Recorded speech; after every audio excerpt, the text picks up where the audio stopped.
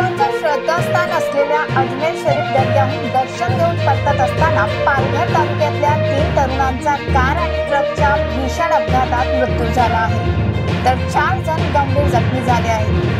हा अपघात इतका भीषण होता की या अपघातात तिन्ही तरुणांना जागीच आपला जीव गमवावा लागला। मिळालेल्या माहितीनुसार राजस्थान राज्यातल्या सुप्रसिद्ध असलेल्या अजमेर शरीफ दर्गा येथे पालघर तालुक्यातले तरुण भाविक दर्शनासाठी गेले होते। दरम्यान अजमेर शरीफ दर्गा येथून दर्शन घेऊन परतत असताना आज सकाळी गुजरात राज्यातल्या अंकलेश्वर परिसरात या भाविकांच्या कारचा आणि ट्रकचा भीषण अपघात झाला।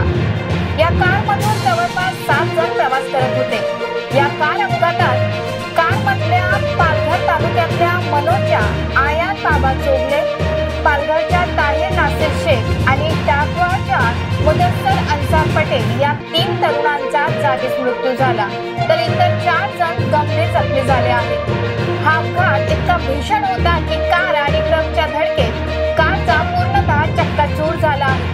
मात्र हा अपघात कसा झाला याचं कारण अद्याप कळू शकलेलं नाही। काळाने असा घाला घातला की या तिन्ही तरुणांचा हा प्रवास अखेरचा ठरला। या घटनेची माहिती पसरताच परिसरात सर्वत्र शोककळा पसरली आहे।